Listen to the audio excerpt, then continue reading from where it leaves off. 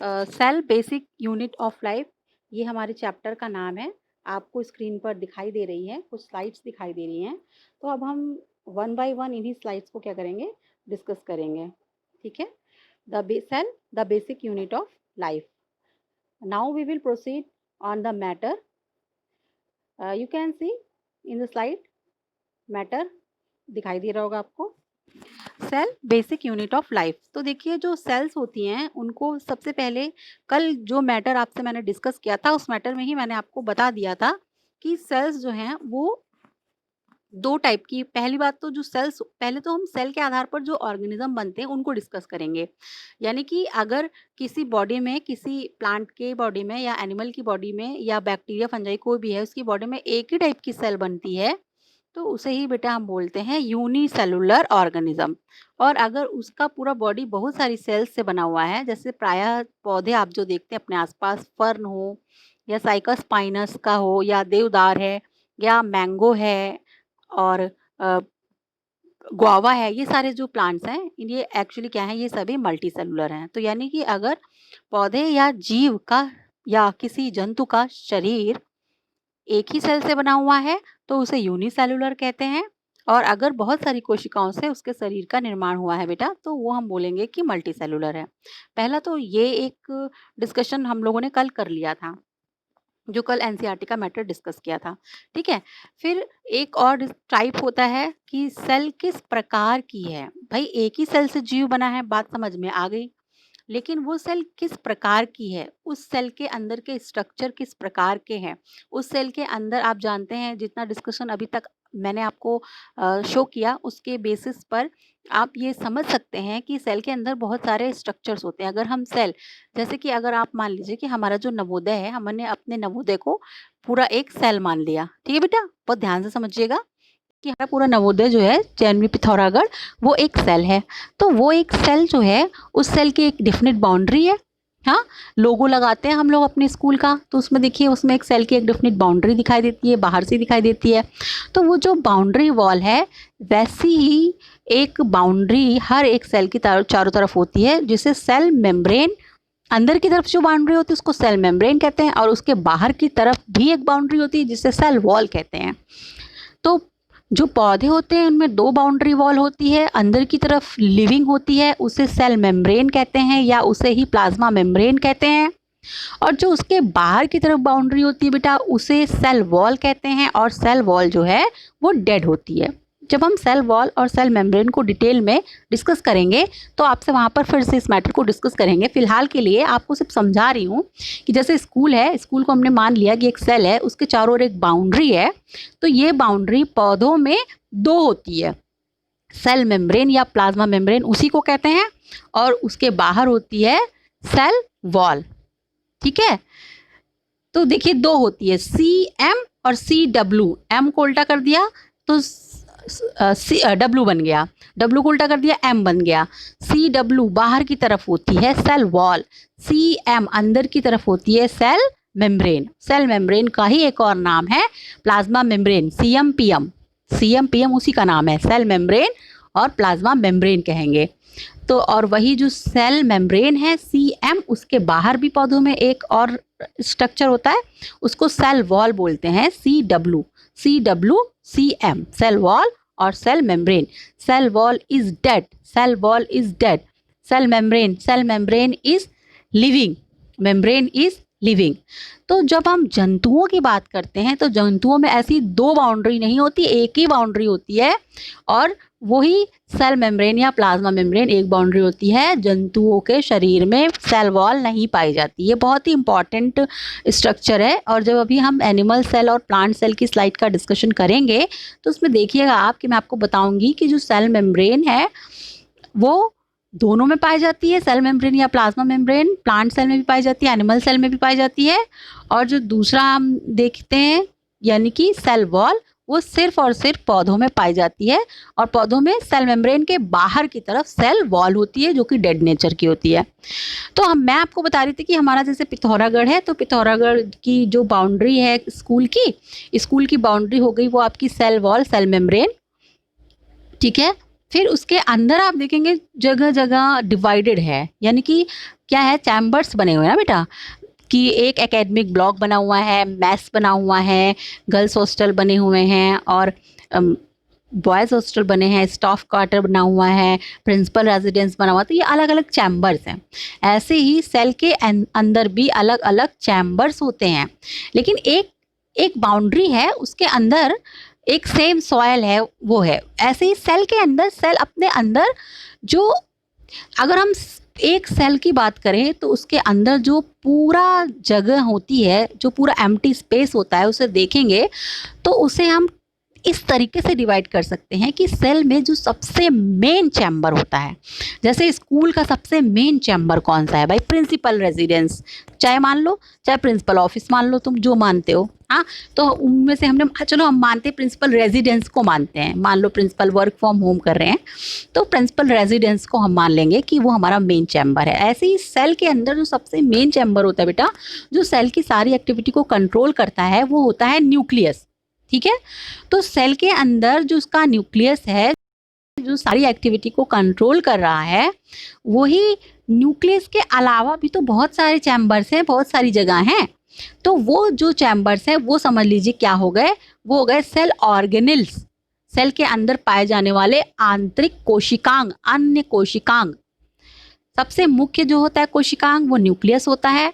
तो सेल के अंदर जब हम गए तो देखा हमने कि पहले सेल के बाहर एक बाउंड्री थी, बाउंड्री से अंदर के आए तो देखा कि एक सबसे मेन चैम्बर है, उसको नाम दिया गया न्यूक्लियस। न्यूक्लियस नाम क्यों दिया गया, इसको क्यों हम इतना इम्पॉर्टेंट बोल रहे हैं, ये सब आगे डिस्कस करेंगे, अभी सिर्फ समझ रहे हैं।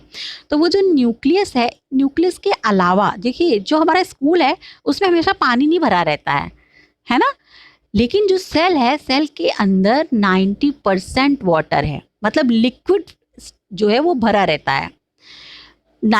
अब यानी कि 90% नहीं, 70%। आपने अभी सर आपको समझा रहे थे, आपने देखा था कि सेल के अंदर जो है 70% जो हिस्सा है उसका, वो वाटर उसमें भरा रहता है। तो वो जो 70% हिस्सा सेल के अंदर वाटर से भरा हुआ है, उसको साइटोप्लाज्म बोलते हैं। क्या बोलते हैं उसको, साइटोप्लाज्म बोलते हैं। और जो सबसे मेन चैम्बर होता है उसे बोलते हैं न्यूक्लियस। तो अब आप मेरी बात को ध्यान से समझिएगा, जब सेल के अंदर, सेल की एक बाउंड्री है, सेल की बाउंड्री के अंदर जो कुछ भी है, सब कुछ, चाहे वो कोई लिक्विड हो, चाहे वो कोई चैम्बर हो, कोई भी ऑर्गेनेल हो, न्यूक्लियस हो या और कोई ऑर्गेनेल हो, वो सब मिलाकर, यानी सेल के अंदर जो कुछ भी है, सेल के अंदर जो कुछ भी है वो प्रोटोप्लाज्म कहलाता है। सेल के अंदर जो कुछ भी है बेटा, वो प्रोटोप्लाज्म कहलाता है। उसी प्रोटोप्लाज्म को हम डिवाइड करते हैं, 2 पार्ट में डिवाइड करते हैं। प्रोटोप्लाज्म जो है वो लिक्विड पोर्शन भी, उसको भी बोलेंगे, और उसके साथ जो और छोटे छोटे चैम्बर्स और कंपार्टमेंट बने हैं उनको भी बोलेंगे। जब सबको एक साथ सेल के अंदर जो लिक्विड भरा है उसको बोलते हैं प्रोटोप्लाज्म। और जब हम इसमें से न्यूक्लियस को बहुत प्राइम इम्पोर्टेंस दे देते हैं कि ये मेन है, तो तब हम डिवाइड करते हैं प्रोटोप्लाज्म को किसमें, न्यूक्लियस में और साइटोप्लाज्म में। यानी कि सेल के अंदर बहुत सारे चैम्बर्स थे और लिक्विड था, वो सब कुछ मिला करके तो प्रोटोप्लाज्म है। लेकिन जो अंदर चैम्बर में एक चैम्बर न्यूक्लियस है, उसे हम अलग कह दें, और उसके अलावा जो कुछ भी सेल में बचे, चाहे वो कोई चैम्बर हो, यानी कोई सेल ऑर्गेनल हो, स्ट्रक्चर हो, यानी कि माइटोकॉन्ड्रिया, गोल्गी बॉडी, राइबोसोम, ये सब कुछ हो, क्लोरोप्लास्ट, वैक्यूल, कुछ भी हो, और उसके साथ साथ उसमें भरा हुआ, सेल के अंदर भरा हुआ लिक्विड भी, तो उसे बोलते हैं साइटोप्लाज्म। ये बात अभी आपने इसके पहले के जो वीडियो मैंने आपको प्ले किया था उसमें आपको बताई गई थी कि साइटोप्लाज्म और प्रोटोप्लाज्म जो हैं अलग अलग हैं। सेल के अंदर जो कुछ भी है, चाहे वो लिक्विड है, चाहे कोई सेल कंपार्टमेंट है, चैम्बर है, सबको मिलाकर बोलेंगे प्रोटोप्लाज्म है। जब हम कहेंगे कि सेल के अंदर एक मेन कंपार्टमेंट होता है जिसका नाम न्यूक्लियस होता है, और बाकी सब कुछ जो लिक्विड है या चैम्बर्स है उनको मिलाकर एक नाम देंगे, तो वो नाम हो जाएगा साइटोप्लाज्म। ठीक है भाई, आपको मेरी बात समझ में आ रही होगी। चाहे कोई मल्टी सेलुलर सेल हो, चाहे कोई यूनिसेलुलर सेल हो, ऐसा ही स्ट्रक्चर उसमें हमें देखने को मिलता है। तो ये जो बार बार बात कर रहे थे कि एक चैम्बर जो बहुत इंपॉर्टेंट है जिनका नाम न्यूक्लियस है, वो उतना इंपॉर्टेंट है जैसे नवोदय में प्रिंसिपल रेजिडेंस। तो वो न्यूक्लियस के आधार पर, वो जो न्यूक्लियस है वो कैसा है, वो बहुत वेल डेवलप्ड है, तो उसके अंदर जो यानी कि वो उसके काम करने का तरीका बहुत हाई फाई है, हाँ, तो हम बोलेंगे कि जो सेल है वो एडवांस टाइप की सेल है। और किस आधार पर सेल एडवांस टाइप की है, यानी कि ट्रू सेल है, वो उस सेल के अंदर जो न्यूक्लियस है, मेन जो उसका कंट्रोलिंग अथॉरिटी है, उसका जो बॉस है, वो बहुत हाई फाई तरीके से काम करता है, बहुत सिस्टमैटिक तरीके से काम करता है। और न्यूक्लियस में सबसे मेन चीज़ जो, क्यों न्यूक्लियस को इतनी इंपॉर्टेंस क्यों दी गई है, क्योंकि न्यूक्लियस के अंदर जो होता है क्रोमोसोम प्रेजेंट होता है, क्रोमोसोम्स पर जीन्स स्थित होते हैं। और जीन्स ही जानते हैं, जीन्स जो होते हैं किसी भी व्यक्ति की जो बिहेवियर होता है, जो उसका स्ट्रक्चर, शेप, साइज, जो कुछ भी दिखता है, वो उसके अंदर जो जीन्स होते हैं, जीन्स जो क्रोमोसोम पर स्थित होते हैं, और वो क्रोमोसोम कहाँ रहता है, न्यूक्लियस में रहता है। तो जब ये न्यूक्लियस, इस न्यूक्लियस की अपनी भी एक बाउंड्री डिफिनिट होती है, जैसे सेल की चारों तरफ बाउंड्री थी जिसे सेल वॉल कह रहे थे, ऐसे ही न्यूक्लियस के चारों तरफ एक बाउंड्री होगी जिसे न्यूक्लियर एनवलप कहेंगे। और न्यूक्लियस के अंदर क्रोमोसोम पाया जाएगा, सारा डीएनए एक जगह रहेगा, न्यूक्लियस के अंदर ही सिर्फ रहेगा। तो हम बोलेंगे कि वेल डेवलप्ड न्यूक्लियर ऑर्गेनाइजेशन है। और अगर किसी कोशिका में वेल डेवलप्ड न्यूक्लियर ऑर्गेनाइजेशन है, यानी कि न्यूक्लियस ऐसा है कि जिसके चारों ओर अपनी एक निश्चित बाउंड्री है, और जो कुछ भी न्यूक्लियस से संबंधित सामान है, यानी मेनली उसका जो क्रोमोसोम है, जेनेटिक मटेरियल है, वो सब न्यूक्लियस के अंदर ही रहता है, सेल में इधर उधर बिखरा हुआ नहीं रहता है, तो ऐसी सेल को यूकैरियोटिक सेल कहते हैं। ईयू का मतलब होता है, लैटिन ग्रीक वर्ड है ये, तो इसका मतलब होता है ट्रू। और यूकैरियोटिक, कैरियन का मतलब होता है न्यूक्लियस, यानी ट्रू न्यूक्लियस जिन सेल्स में पाया जाता है उन्हें यूकैरियोटिक सेल्स कहते हैं। इसके अलावा कुछ ऐसी कोशिकाएं जो शुरू में जब जीवन का विकास हो रहा था, तो शुरुआत में जो कोशिकाएं बनी थी, उनमें से जब शुरुआत में कोशिकाएं बनी तो क्रोमोसोम्स जो थे वो अलग से एक चैम्बर बना के, न्यूक्लियस नाम का एक चैम्बर बना के, एक डेफिनिट बाउंड्री न्यूक्लियर एनवलप नाम की बनाकर, उसके अंदर क्रोमोसोम नहीं थे, बल्कि सेल के अंदर पूरे साइटोप्लाज्म में क्रोमोसोम बिखरे हुए थे। जब क्रोमोसोम साइटोप्लाज्म के अंदर बिखरे हुए थे, तो ऐसे न्यूक्लियर ऑर्गेनाइजेशन को कहते हैं कि प्रिमिटिव न्यूक्लियर ऑर्गेनाइजेशन है, अस्त व्यस्त रहता है, यानी कि उसके न्यूक्लियस के अंदर जो जेनेटिक मटेरियल है वो बिखरा पड़ा रहता है पूरे साइटोप्लाज्म में, सेल वॉल के अंदर, सेल बाउंड्री के अंदर।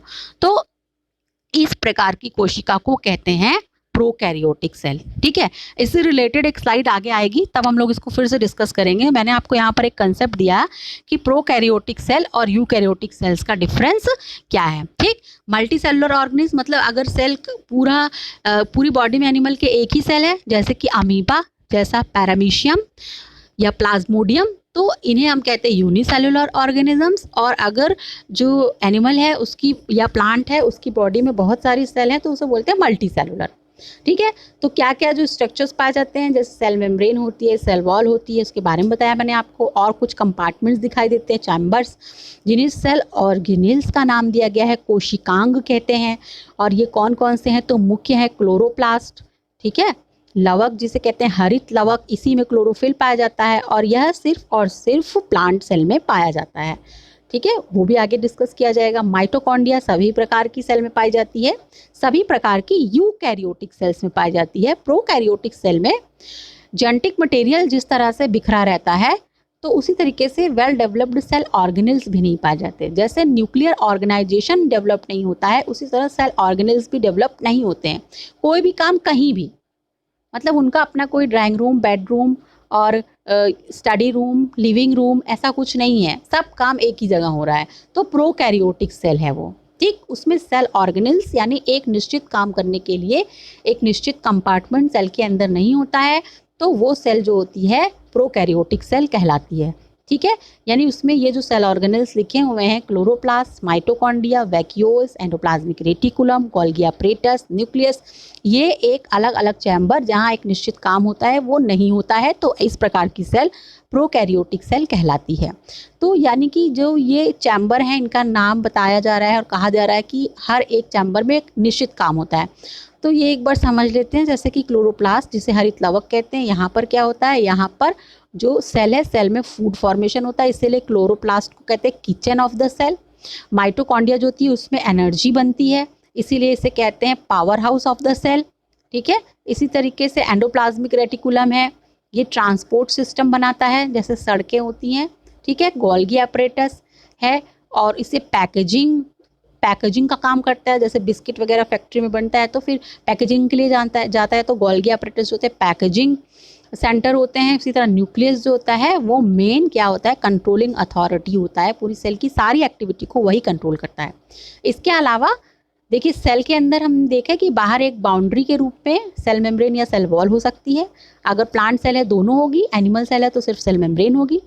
फिर वेल डेवलप्ड यूकैरियोटिक सेल है तो उसके अंदर cell organelles, chloroplast, mitochondria, vacuole, endoplasmic reticulum, Golgi apparatus, nucleus, ये सब दिखाई देंगे।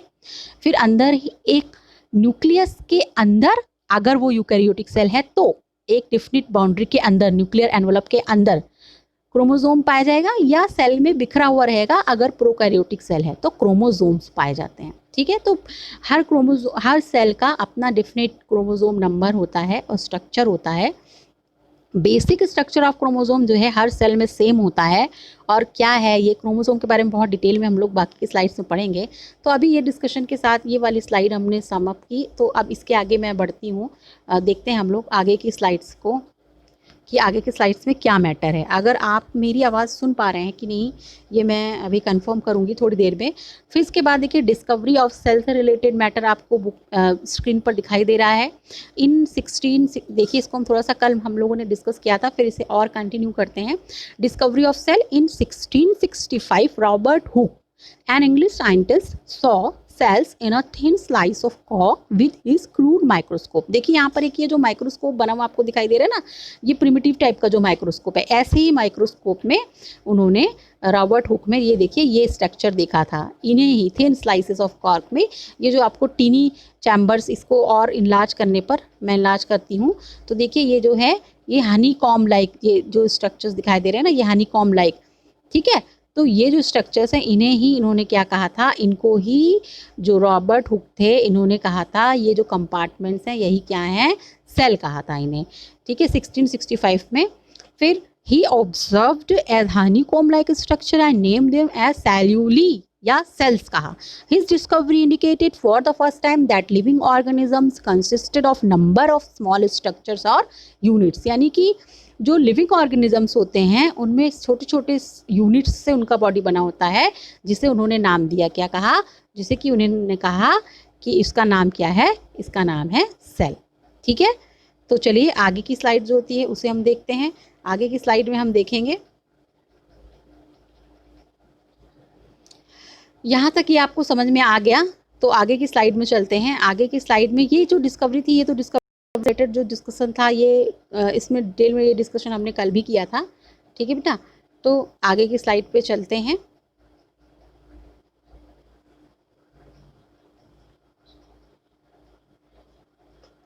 तो ये हम देख रहे थे कि जो हमारी स्लाइड्स हैं, बहुत सारी स्लाइड्स हम लोगों को स्टडी करनी है एक्चुअली। तो यहाँ पर देखिए कि ये जो यहाँ तक हमने देख लिया था to know the history of cell. तो हिस्ट्री ऑफ सेल क्योंकि हम लोग पहले पढ़ चुके हैं, एनसीईआरटी का मैटर थोड़ा बहुत पढ़ा था, इसलिए भी मैं शॉर्ट में इसको आपको बताती हूँ कि रॉबर्ट हुक जो थे 1665 में उन्होंने सबसे पहले डिस्कवरी ऑफ सेल की थी।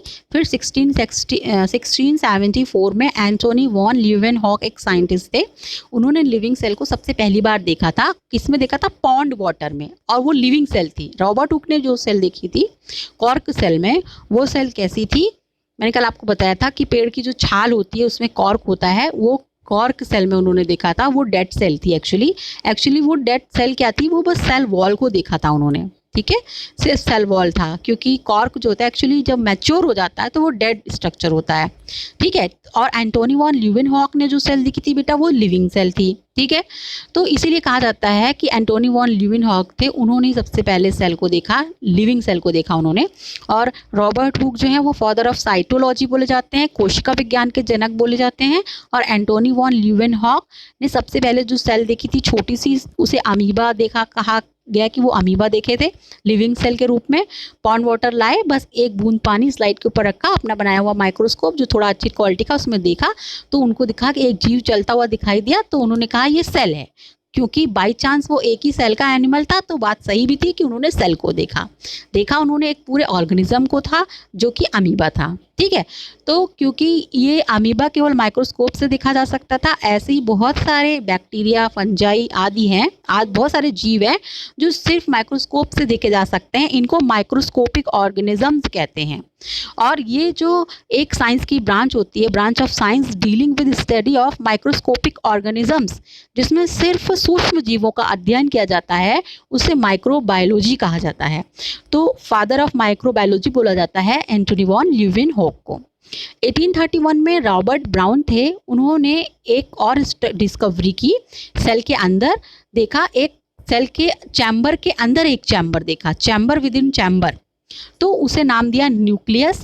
ठीक है, रॉबर्ट ब्राउन ने सबसे पहले न्यूक्लियस को देखा। देखिए, रॉबर्ट हुक ने सेल को देखा, रॉबर्ट ब्राउन ने न्यूक्लियस को देखा। बच्चे कंफ्यूज हो जाते हैं, कंफ्यूज नहीं होना, ब्राउन ना एन लास्ट में आता है, एन फॉर न्यूक्लियस को देखा था।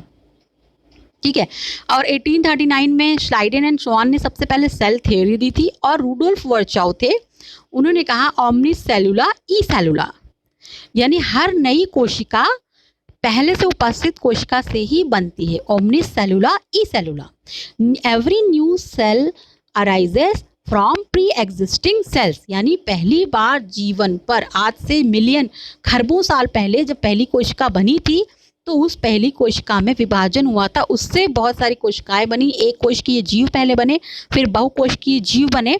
तो यानी उसी पहली प्रथम कोशिका से ही आज जो कुछ भी जीव इस धरती पर दिखाई देते हैं, एनिमल, प्लांट, बैक्टीरिया, फंजाई, कोई भी, तो वो सब उसी से बने हुए हैं। तो रूडोल्फ वर्चाउ कहने का मतलब उनका ये है कि कोई सेल अचानक से कहीं से प्रकट नहीं हो सकती। हमेशा अगर कोई नई सेल बनती है तो पहले से पृथ्वी पर उपस्थित जो सेल होती हैं उनमें विभाजन होता है, सेल डिवीजन होता है, उससे ही कोई नई कोशिका बनती है। ठीक है, तो स्लाइडेन एंड श्वान ने बताया था, सेल थ्योरी को बताया था, तो उन्होंने ये कहा था स्लाइडेन एंड श्वान ने कि जो सेल है, cell is the basic unit, fundamental and structural unit of life. क्यों कहा था? आपने भी देखा था कि सेल ऑर्गेनेल्स वाली जो फर्स्ट स्लाइड देख रहे थे उसमें देखा आपने, न्यूक्लियस था जिसके अंदर जेनेटिक मटेरियल रहता है, वो कंट्रोल करता है पूरी सेल की एक्टिविटी को। फिर देखा क्लोरोप्लास्ट है जो कि किचन ऑफ सेल है। फिर इसी तरह आपने देखा कि माइटोकॉन्ड्रिया है, पावर हाउस ऑफ सेल है। इसी तरीके से लाइसोसोम्स होते हैं, सुसाइड बैग ऑफ सेल होते हैं। तो हर कंपार्टमेंट का अपना डेफिनेट काम है, यानी कि हर कंपार्टमेंट में कुछ ना कुछ काम हो रहा है। और जो हम देखते हैं कि कोई सजीव पूरा एक रूप में हमें दिखाई देता है, जैसे मनुष्य एक सजीव के रूप में दिखाई देता है, तो उसमें वो जो काम कर रहा है, रेस्पिरेशन कर रहा है सर, उसमें ट्रांसपोर्ट होता है, फूड का, न्यूट्रिशन का डाइजेशन होता है, तो एक सेल के अंदर भी ये सारा काम होता है। ठीक है, अगर वो सेल किसी प्लांट की सेल है तो उस सेल के अंदर फूड बनेगा, किचन में उसके क्लोरोप्लास्ट में, उसके बाद वो सेल जो ब्रेक डाउन करेगी फूड को, उसके बाद माइटोकॉन्ड्रिया में एनर्जी बनेगी और उस एनर्जी से सेल अपना बाकी काम करेगी, यानी सेल ऑक्सीजन लेगी, कार्बन डाइऑक्साइड छोड़ेगी, सेल रेस्पिरेशन जिसे कहेंगे। और यही पूरे एक सजीव शरीर को आप देखेंगे तो उसमें होता है, यानी कि एक पूरे जीव के शरीर में जो काम हम देखते हैं कि उसकी बॉडी में ट्रांसपोर्टेशन होता है, रिस्पायरेशन होता है, एक्सक्रीशन होता है। एक्सक्रीशन का मतलब हुआ कि अगर उसकी बॉडी में different activities, different physiological biochemical activities होने के बाद कुछ जो है अवशेष पदार्थ बन जाते हैं, डब्रीज बन जाती हैं, तो उनसे सेल को छुटकारा पाना होता है। जैसे हम मल मूत्र का छुटकारा अपने शरीर को दिलाते हैं, तो हर सेल में ऐसी डब्री बनती है और हर सेल को उससे छुटकारा चाहिए होता है। तो ऐसे यानी कि हर सेल में रेस्पिरेशन होता है, हर सेल में ट्रांसपोर्टेशन होता है, हर सेल में सर्कुलेशन होता है, हर सेल में एक्सक्रीशन होता है। इसीलिए कहा गया है कि cell is the structural and functional unit of life. ये बात किसने कही थी? श्लाइडेन और श्वान ने की थी। इसमें से देखिए, श्लाइडेन जो है वो आपके जूलॉजिस्ट हैं, यानी वो जंतु विज्ञानी हैं। वो एनिमल के बारे में उन्होंने ये बात देखी थी कि एनिमल में ऐसा होता है कि जो एनिमल का शरीर होता है वो सेल से बना होता है और सेल के अंदर जो सारे काम होते हैं। ठीक है, इसलिए एनिमल सेल जो थी फंडामेंटल यूनिट है। इसी तरह से श्वान जो है वो जूलॉजिस्ट थे, और श्लाइडेन, फिर से सुनिएगा, श्लाइडेन जो थे वो बॉटनिस्ट थे, यानी पादप कोशिका के बारे में बता रहे थे, और श्वान जो है वो जंतु कोशिका के बारे में बताए थे। तो क्या बात बताए थे? यही कि cell is the structural and fundamental unit of life, और यही जो स्टेटमेंट था इसे ही सेल थियरी कहा गया। सेल थियरी का ये फर्स्ट स्टेटमेंट था जो 1839 में श्लाइडेन एंड शॉन ने दे दिया था। उसके बाद रूडोल्फ वर्चाओ नाम के एक साइंटिस्ट आए 1855 में, लगभग 10-15 साल बाद, तो उन्होंने बताया ओमनी सेल्यूला ई सेल्यूला। तो इसका मतलब बताया कि हर नई कोशिका पहले से उपस्थित कोशिका से ही बनती है, यानी every new cell arises from a pre existing cell. तो ये दोनों statement, first statement cell is the structural and fundamental unit of life, and second statement every new cell arises from a pre-existing cell, ये जो दो statement हैं इनसे मिलकर ही बनती है सेल थियोरी। बुक में भी लिखा है, आप आराम से देखिएगा और एनसीईआरटी को स्टडी करके लिखिएगा। आज मैं यहीं पर अपना ये लेक्चर ख़त्म कर रही हूँ, फिर इसके आगे और बहुत सारी स्लाइड्स हैं, वो स्लाइड्स हम लोग पढ़ेंगे और 1-2 स्लाइड्स मैं आपको और अपलोड करूँगी।